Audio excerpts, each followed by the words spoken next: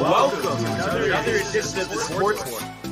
And we are back. We got the full crew in the house. And we are back. Welcome to another edition of the Sports One. And we are back. We got the full crew. And we are back. Welcome to another edition of the Sports.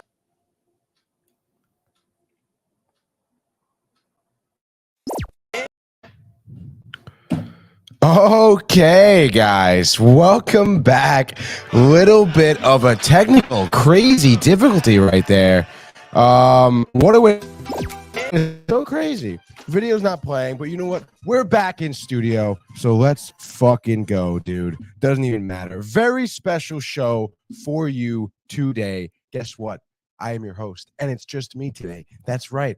Brian, out on assignment. Michael, nowhere to be found. Renee, I don't even know.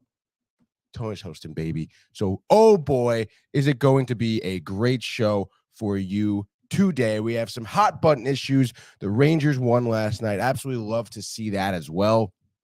So let's jump right into it. Just some news in the baseball. We don't even go to the world. No need for the video. They know what's going to play right now. Who cares? Okay, because there's only one thing when people are talking about. That's the Yankees finally putting an offer on the table for Aaron Judge. You know, Brian and I talked about it, just how kind of crazy it is that there really has not been any free agency moves here. As my mother checks in and says, hello, Anthony. Good morning, Mom. But there's been basically no moves. Obviously, you know, the Yankees signed Rizzo, Jose Abreu went to the Astros, but nothing big came. Obviously, you know, big names out there like Verlander, like Judge, okay, like Xander Bogaerts, like Trey Turner. Nobody's been moved yet. Nobody's been signed. Nobody's been re-signed. Barely any talks about offers, including Jacob deGrom as well. Nothing's been out there. Absolute pretty crazy time, I feel like, for MLB offseason. It's just we're at a low. But like I said, finally, you know, Aaron Judge gets a little bit of a call here. And the Yankees offer him 8 years at $300 million. I think the 8 years is kind of what he wanted. As Brian says, it all starts with the Judge. Dominoes will talk. Obviously, he meant fall here. But yeah, I honestly, you know, sayonara, Tony. Could not agree more. Because I feel like obviously, you know, Aaron Judge probably the biggest name out there. You think of, you know, not only what he's done in his career, but you know, specifically last season for the Yankees. You know, being arguably the face and best player of baseball right now. You'd expect a lot of teams, I guess, are kind of awaiting to see where he's going. I mentioned, you know, the Yankees laying down an offer for him. It seems like the Giants, you know, the San Francisco Giants are another team who's interested in him, seemingly being a front runner in terms of kind of raising his stock and creating a bidding war here with the Yankees. Because as I was saying, you know, this 8 years, $300 million is kind of what Judge asked for. You know, before the start of next season, knowing he was going into free agency, and the Yankees, you know, declined that offer. So it's gonna be pretty interesting. Do you buy the deGrom Rays hype? Second home in Florida, out of the spotlight. Honestly, Brian, I kind of do. You know, he's also from Florida originally. You know, so I would imagine his home with his family is in Florida. So be pretty interesting. And of course, you know, Tampa Bay Rays, you know, a team that always has, you know, a few good pitchers, a contending team. Although I don't know, dude. I mean, obviously I think it's on the table for him. I think it's another instance where, you know, kind of like what Judge is in here, whereas, you know, obviously Judge is kind of working teams back and forth, obviously wanting to be a Yankee. But obviously he wants to get paid. So, I mean, I think Jacob deGrom is in that same situation. I talked about it before, how much Jacob loves being a part of the Mets organization in Queens. You're in New York, you know, heart of the world, basically. But, of course, the man wants to get paid. So, you know, he's going to want to create a bidding war. Oh, yeah, sure, Tampa Bay, let's go. But in reality, I mean, I don't think Tampa Bay is going to be any more competitive next year than the Mets are going to be. So, I'll try and find him while I'm down here. Naples, a stone's throw from Tampa. As I mentioned at the top of the show, Brian is down on assignment in Florida, clearly giving himself a new assignment to find Jacob deGrom and to press him hard and get the answers the Sportsport needs, baby. I got nothing for that, honestly. Jimmy G, man. Jimmy G, man. Oh, water jugs are full, Tony. As you know, Brian, the water jugs down there, I'm sure, are full, baby. Here we go. My mother says it's the Anthony Port, and today it is, dude. It is the Anthony Port today. I'm very excited, but nonetheless, Aaron Judge here. I obviously, if I were him, I would not take this deal. Yes, it is what you wanted to begin with, but your stock has risen considerably given what you've done for the Yankees this season. If I'm Aaron Judge, I want the Yankees to be paying top dollar for me, as they should, as he deserves it. He's obviously, I mentioned, the face of baseball, the jersey sales. People go to Yankee games just to see him. Nobody else, dude. They're not going to go there to see Josh Donaldson play third or IKF and the whatever, dude. I don't think so. They're there to see Aaron Judge. They're not even there to see Garrett Cole. And, you saw the Yankees, more than happily fork over a lot of money for Garrett Cole.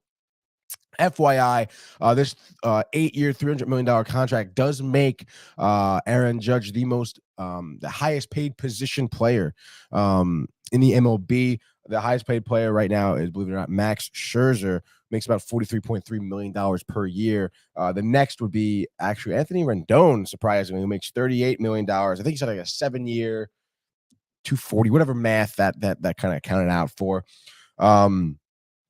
But then, and then after that, you have Garrett Cole. Then after that, you have Mike Trout.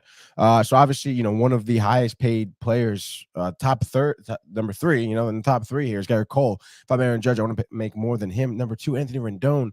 For the Angels, a team that doesn't really go anywhere ever. Anthony Rendon struggling with injuries, doesn't have a lot to show for it, not great numbers.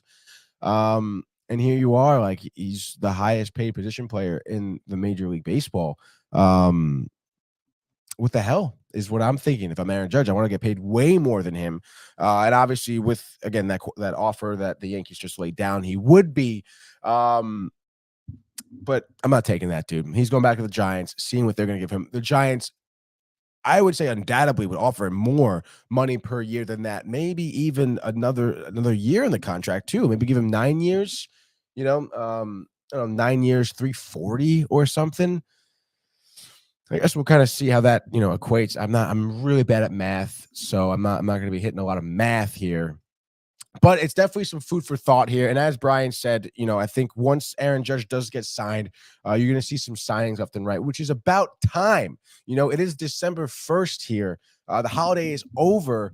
People obviously get ready for Christmas, but come on, let's make some deals here. I'm super pumped for it though. So obviously keep you guys updated on that. If I get any breaking news, you will hear it here first. As we go to the wide right here, you can see the beautiful shot of the studio. Henrik Lundqvist right above me here. So that means we're going to go to the world. Hopefully the video works, of the National Hockey League. Here's Matthews.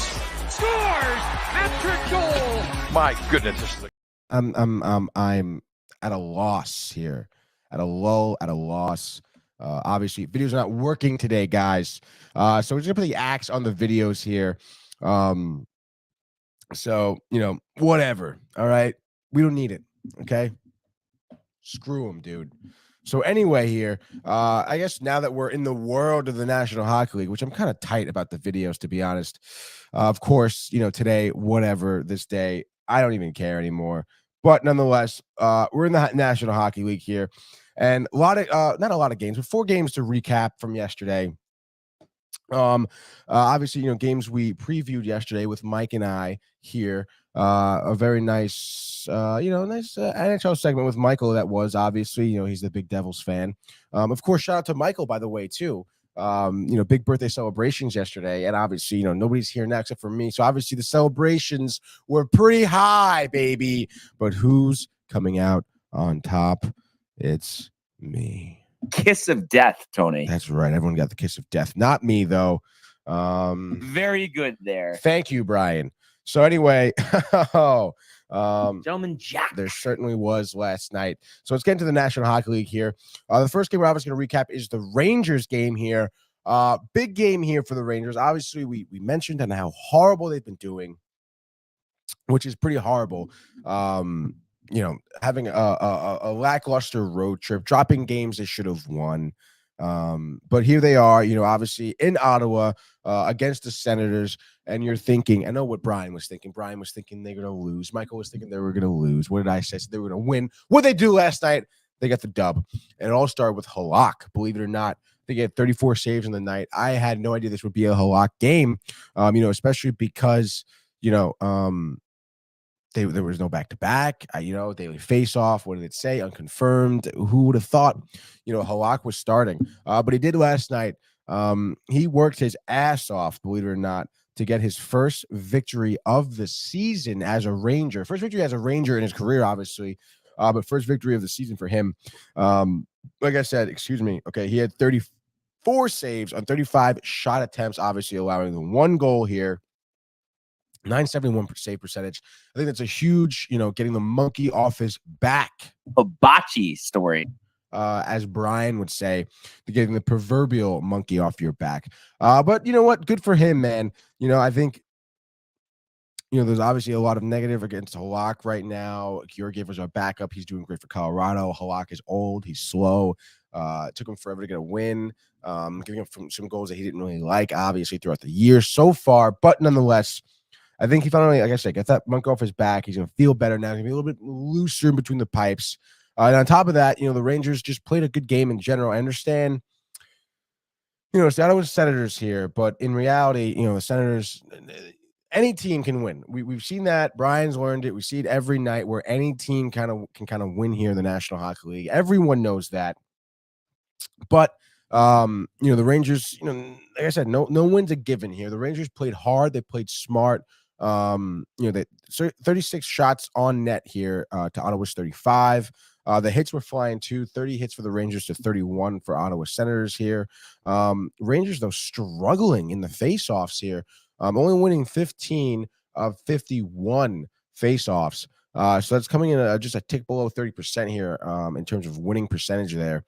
So kind of lame. 0 for 2 in the power play. They were, they held Ottawa at 0 for 3 on the power play for them. Michael says, haha, thanks, Tony. I'm assuming he meant to the party. I actually, I'm not sure what he's referring to, but nonetheless, continuing with the Rangers game here. So again, the Rangers power play continues to kind of struggle here. 0 for 2 against a team like Ottawa. I think there's no reason why they shouldn't be able to capitalize on that. But Rangers are doing a good job of blocking shooting lanes there. 19 blocked shots there for the Rangers. You'll love to see that. And if you just kind of look at the box score here and see where their scoring came from, it wasn't, I suppose, the normal guys other than that third period goal by Kreider. But Jimmy Vesey, got his third goal of the season here, 10 minutes into the first period. And it was just, Rangers, that line was just doing a really good job and kind of putting offensive pressure here on the Senators, getting a lot of pucks on net. Mind you, by the way, I forgot to mention this, Cam Talbot in between the pipes for Ottawa. So a former Ranger backup who, did really well for the Rangers. Now yet another one seemingly, kind of with another team starting. And, you do love to see that. But obviously, it would be nice if he was still our backup too. But whatever, dude. So Jimmy Vesey, classic, just crash the net. Keep your stick down on the ice, and he knocks a puck in off of, I think, a shot by Lindgren. And you see Cam Talbot kind of just kick out that pad there, gets the save, but does not control the rebound. Jimmy Vesey, as I said, crushing the net. Fundamentally smart, keeping the stick down on the ice, just taps that puck in and bang, right there. Rangers are up 1-0. And then second period, you had Gaudreau with a phenomenal deflection. Another shot attempt here by Ryan Lindgren, the defenseman. I think he's like 25, 27. I forget where he's from. I think he went to Boston. He was drafted quite a few years ago now. He might be from Minnesota, probably a Minnesota guy. Went to BC, I believe. Drafted by the Rangers. Finally, kind of, I think, paying some dividends here for the Rangers. I see he had 3, not 1 or 2, but 3 primary assists here. So as I was saying, he kind of gets, tries to get a shot on goal here. Goudreau, kind of winning a battle in front of the net, is able to tip it in here, putting the Rangers up 2-0. So, at this point in the game, you're thinking, the Rangers are applying good offensive pressure here to the Senators. Not only that, but they're winning those battles in front of the net, something, I feel like we don't do all the time, especially when Kreider's not on the ice. We're certainly not, having that big body in front of the net, but you have, on Lindgren's goal, you had Sammy Blaze and, Goudreau in front of the net, winning their battle. If you guys watch back that goal, it's kind of a toss up as to who really tips it in, but they give credit to Goudreau here. And then after that, just a couple minutes later, Ottawa does score here on a Pinto goal, his 9th of the year. Nothing crazy. You have to assume really the Rangers are going to kind of give up at least a goal here, or at least there's Halak giving up a goal. But whatever, you're thinking you're a little, I guess, nervous. The 2-goal lead with the Rangers, where it's leading hockey. We talk about it now. It's 2-1. Holy shit, what's going to happen? Third period takes 13 minutes here. Kreider winning his battle in front of the net. Lindgren again, just getting pucks on net. Again, this is something the Rangers never. I shouldn't say never do, but certainly, don't do well. We talk about it all the time. Rangers just kind of waiting for that perfect shot, not just throwing the puck to the net, hopefully getting that dirty goal. That's something they did last night. Like I said, Lindgren, obviously it was all Lindgren apparently, just kind of shooting the puck to get it on the net. Kreider down low, winning his battle, tipping that shot in as he did last year. However, man, 52 goals he had last year, I want to say fucking 60% of them were deflections in front of the net. That was his bread and butter. So let's try to continue that, for the rest of the season here. Something I think he's kind of lacked. I understand 11th goal of the season. Good for him so far. But let's pick up the pace here as my throat gets a little dry, Michael.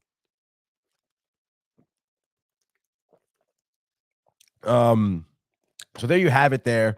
Rangers doing a phenomenal job. I mentioned the block shots. I mentioned the offensive pressure consistently throughout the game. I mean, hey, man, a goal period. You were finding the back of the net. Love that. Again, look at the box score here as my Wi-Fi is total buns here. But nonetheless, look at the box score. We had Blaze with that assist. Goudreau with the goal. Kreider with the other goal. VC with the first goal. Zibanejad had an assist, and of course, you have Ryan Lindgren, the only defenseman with some points on the ice here. Make that 3 primary assists for him. A little bit of a quiet night for Adam Fox. He had 3 shots on goal here. He was +3 on the ice. You love to see that. As Michael loves that stat, your plus or minus, while you're playing. A good indication in terms of what really your effect is. Lindgren obviously +3 as well. Kreider had the goal. He had 5 shots on net. On goal? On net? Whatever. Trocheck, another 5 shots on goal. VC and Zibanejad had 4 shots on goal, respectively there. So, a great night. We also had the young right winger called up from Hartford, Vitaly Kravtsov, 22 years old, born in 1999, dude, 6'4", 183 from Russia. Obviously, he was drafted by the Rangers here in the first round. He's actually the 9th pick overall out of the 2018 draft, right? So that's what is that? 3, 4, what year? 2022, 4 years ago. So he's being drafted when he was 18 out of Russia. Seemingly developing himself over there in Hartford with the Wolf Pack. I don't know if I said Whalers before. My mother says, don't forget Tuesday the 13th, and I'm counting on you and Anna. Oh, it's right. Yeah, thank you, Mom. So anyway, Vitaly here, watching him play, obviously, the young guy getting called up for his first NHL game. I'm actually not sure if it is his first. I don't think it is his first, if I'm entirely honest with you here. So let's just do, just doing a little research, dude. Looks like games played in 2020 at 20 games played 2 years ago. So COVID season, 20 games, 2 goals, 2 assists, -6 on the ice for those 20 games here. 4 penalty minutes. Very honestly interesting stat line here. Excuse me. Nonetheless, here, we have him his 7th seemingly game played here. Wow. But about time he had some production, I suppose, like I said, you always watch this young guy who's getting called up, and he did a really phenomenal job in puck handling and keeping the Rangers in the offensive zone. There was a few shifts there that were really strong by him, giving the Rangers even some extra time to develop some offensive chances. Nothing obviously led to a goal, but still, I think it's something to kind of note here. And to keep in mind for the future, as I'm sure he'll continue to start games for the Rangers here. Rangers very desperate to change up a line here. And obviously them doing something. I'd love to see, at least Gallant, the management, the front office, the coaching recognizes, hey, we have to change some stuff up. And they're doing that. That's the only thing you can ask for, Brian, I know he's super, fire Gallant. But whatever here. Let's take a trip around the rest of the league from last night, because Shaboy, I really wish Brian was here to make some picks here. Because last night I went 3 for 4 with my picks. Check it out, Brian. Game number 1, I said Sabres would totally torch the Red Wings. It was a tight one. I may have said overtime, honestly, last night. Probably not, though. But Buffalo ends up winning 5-4. You had a couple goals here. Quite a few goals. You had 9 goals total here, so definitely hit the over. First period, you had Detroit started off with a goal early on, less than a minute and a half into the game here by Bergeron. And then after that, you had Cousins to tie it up short-handed for Buffalo. You don't see that very often, but you love to watch it. And then after that, Samuelson for Buffalo gives them the lead. Cousins, second of the night to start off the second period here. Second of the night, 8th of his year, and then Skinner with his 11th of the year on the power play. And you're thinking, wow, that's 4 unanswered goals here for Detroit. They're probably going to roll over and die. Not so fast as the rest of the team says, because third period comes along about 6-7 minutes in. You have a goal by David Perron, 7th of the year, and then Sundqvist scores 1 shortly thereafter. And then shortly after that, Sundqvist scores another 1 to tie up the game. Absolute craziness here. Third period, Detroit just lights a fire under their own ass. They score 3 unanswered goals to tie it up, force the overtime.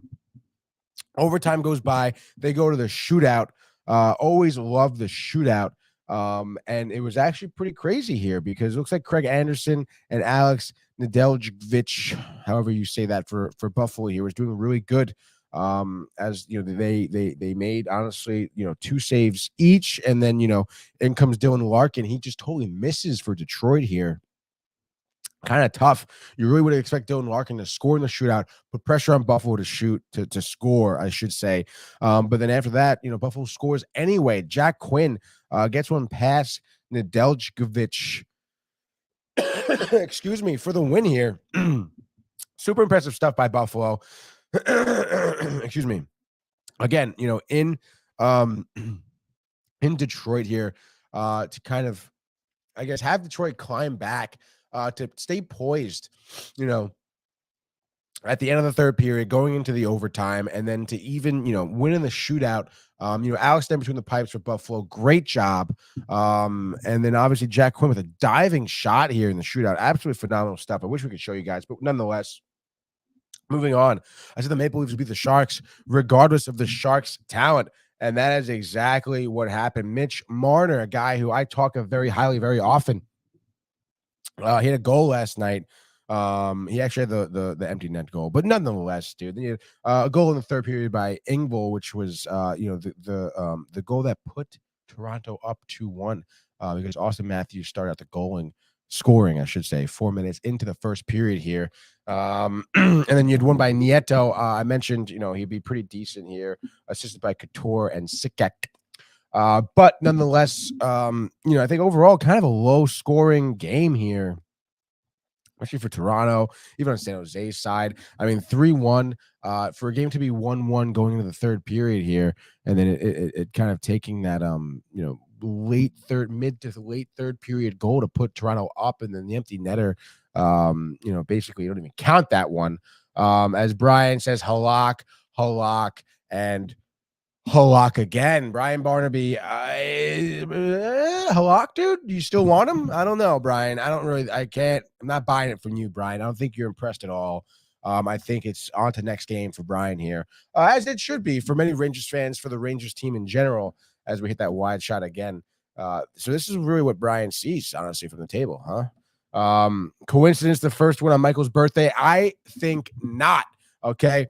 Because obviously Michael's birthday, they knew, we talked about it. We all know they listen. Okay. And I think, Dink and dunk. Halak with a little dink and dunk last night. He kind of thought, hey man, Mike's birthday. He's been ragging on us. Out of nowhere, he's now a Devils fan again. Ooh. Because they're doing well. So Halak is like, hey, I'm shutting that down right now. Michael's thinking twice about who his fandom is for. And he gets the win. First win of the season for him. Coincidence? Hell no, dude. But back to the rest of the hockey, Brian. Maple Leafs won. And then the last game of the night here, Oilers in Chicago. This is the game I was wrong about. Maybe I made an emotional pick here. Obviously, I think the Oilers, having the arguably the two best players in the National Hockey League on your team here, and they still suck. And even letting Chicago score four goals on you is a lot. Play some fucking defense, Edmonton. You're not, the LA Lakers, dude. Or I don't know, stupid basketball reference anyway. But you had Draisaitl. Matter of time. Can't wait for McDavid to come home, next Rangers captain. Obviously, I'm not going to knock that idea. I would love to have McDavid on the team and Draisaitl, realistically. But that's going to be quite the haul there, Brian. You're talking like Kakko, you're talking Lafreniere, you're probably talking the entire kid line, really. Who knows? Maybe Lindgren. And I would throw in Trouba, honestly, captain for captain, but then you need to rewire your lines just for one guy. Where are these defensemen coming in to bring guys up? I don't know. It's gonna be pretty crazy. But anyway, so Edmonton started out, first of all, first period, no goal scoring at all. You expect that from Chicago. For Edmonton, stupid. But second period, less than a minute in, Draisaitl, I think it was a nasty 2-on-1 situation. Draisaitl gets the pass, slams it home, as Draisaitl typically does. He had 2 in the night here. McDavid had a goal and 2 assists. Just the 1 assist, actually, for McDavid. And then, you had, Max Domi, the former Canadian on Chicago, had a couple goals here. But second period was really, I suppose, a little mix here. After the Draisaitl score, about 9 minutes later, you have Ryan Nugent-Hopkins, scoring his 10th of the year here. As Michael says, ha ha ha ha ha ha ha. And that puts the Edmonton Oilers up 2-0.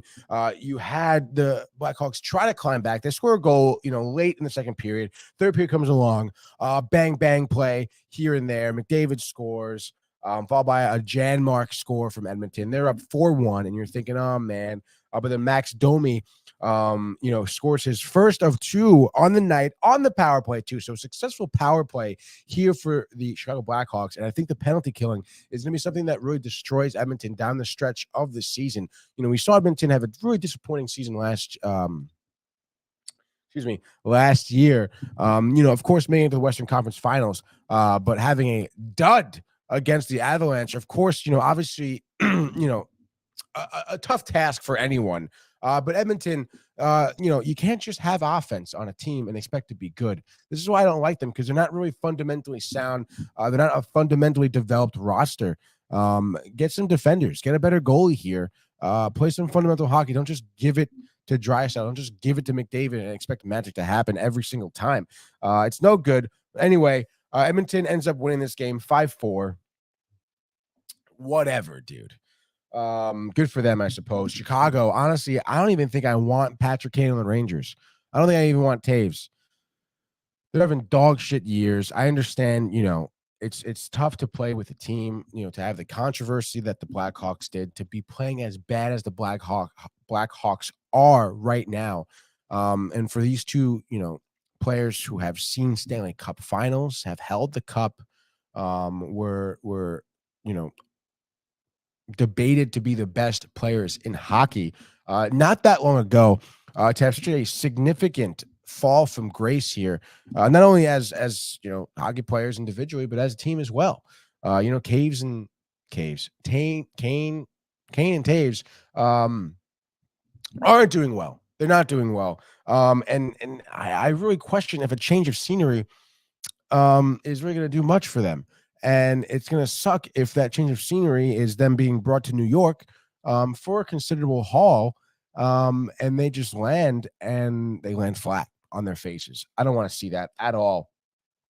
So, really, really, really tough, interesting kind of take, I suppose. But because they're talking about freeing cap space for Patrick Kane, but I don't know, man. Like, can't you put your eggs in a different basket? I drink some water. But let's move on tonight. Absolute hefty slate here. So I think we're gonna go just like a little bit of a frenzy, I suppose. And I'm just gonna really just kind of rattle off. I think some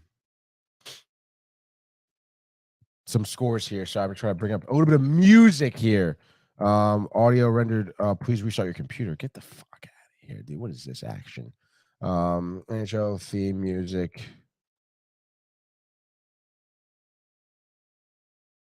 Song. 1 hour is what I want. Thank you.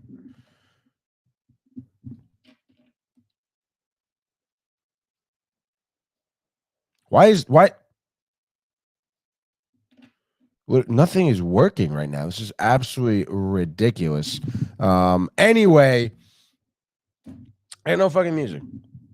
Like the finish on this puppy? It's really pissing me off, dude. I'm not gonna lie. And I guess I kind of could have tried to test it before the show started. Whatever. All right, so let's just go down the fucking frenzy, huh? Insanity, Tony. It's how I fucking feel. Insanity, Tony. I guess it's just, I don't even like that, dude. All right, let's go down this frenzy here. First game of the night. We're gonna go down all of them, baby, all of them. First game's gonna be in Buffalo. You have the Sabres hosting the Colorado Avalanche. And now let's think about this for a second, because I keep talking about the Buffalo Sabres here, and it's Tage Thompson, Jacob Dahlin, I believe, too. And of course, you have Kyle Caposo, whatever. They got some talent. But I think against Avalanche, and we've seen the Avalanche drop the ball recently, getting shut out, I believe, to who? Was it Nashville? Let's just check it out. And so much for a frenzy here. It was Winnipeg. Winnipeg better than Buffalo. I think even though it's in Buffalo, Colorado, big revenge spot. Colorado wins 3-1. Next game, Pittsburgh, the Penguins. You know how I feel about the Penguins. Lack of offense. Sid the Kid is an old man now. Evgeny Malkin. I did forget to mention, Crystal Tang, honestly, my thoughts with him. Suffered a stroke on Monday, out indefinitely. Kudos to him to recognizing it, going to the hospital. Very serious. Veteran defenseman here for the Pittsburgh Penguins. Best wishes to him and his family. But, his loss to the Penguins would honestly be huge on the defensive side. And I know that their offense is kind of sucked here against Vegas. I don't care if it's in Pittsburgh. Pittsburgh minus 115. Take the dog, baby. Give me the Golden Knights winning 4-0 on the shutout here. Next game, Ducks at Stars. I know, talking to Michael about this yesterday, always rooting for the Ducks. Let's not take the Ducks, though. We're going with Dallas. They're a heavy favorite here at home. They're 13-6-4 in the season. I think surprisingly good here. Decent goaltending.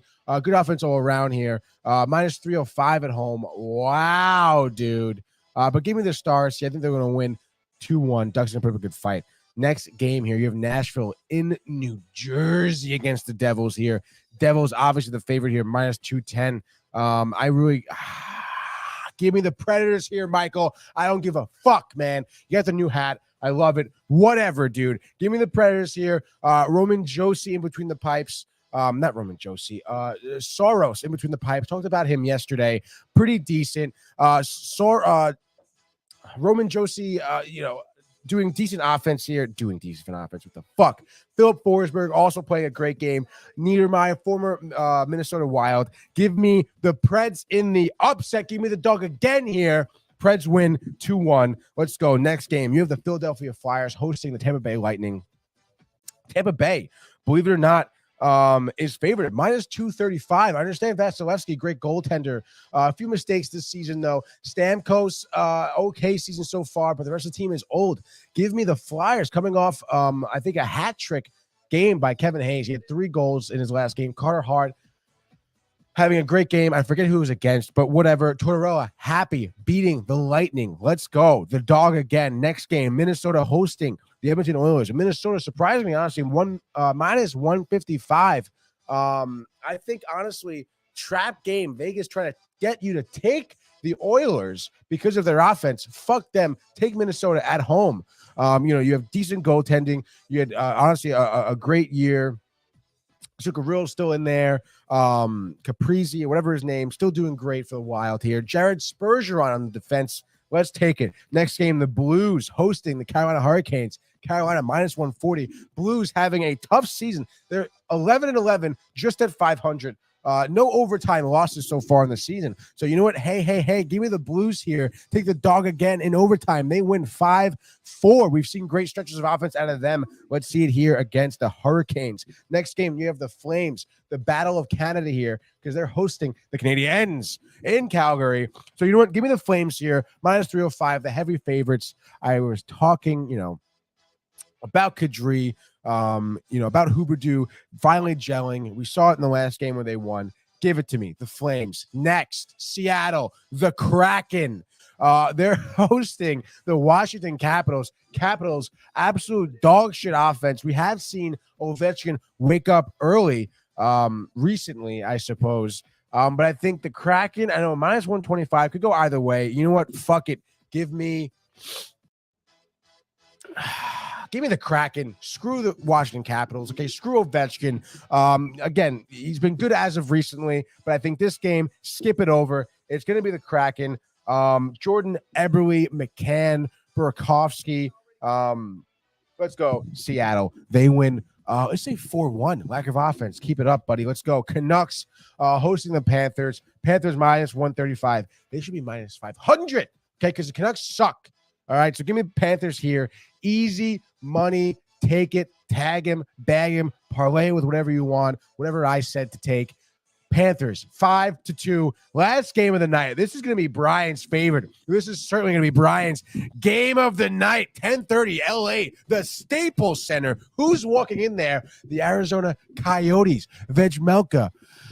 Brian's boy. Honestly, I would be very surprised. I mean, he probably would take the Coyotes in and of itself at the end of the day here. But, him and I, the Kings, we've been pretty hard on them. Pretty hard for them, really, is what I should be saying. As Matthew says, oh, yeah, dude. I think the Kings, I don't know, man. At home, the Staples Center, it's L.A. The Kings are minus 267. That's a ridiculous line. Coyotes, talking about, Brian always talks about Keller, outside of Vejmelka. I think Vejmelka has a decent night in between the pipes. We've seen Jonathan Quick just give up 9 goals in their loss to Seattle. I understand the offense was hot, scoring 8 themselves. But when you get up 9, that's going to be pretty tough. And Vejmelka giving up 9 goals, I don't think so. Jonathan Quick, maybe a tough game here. Cal Peterson, if he starts, I don't even know. Give me Coyote in the upset. Minus 267. Bet the house on the dogs, baby. Give me Coyotes winning in regulation. 3-2. Oh, my God. And just like that, we're out of the NHL. Those are your games for the night.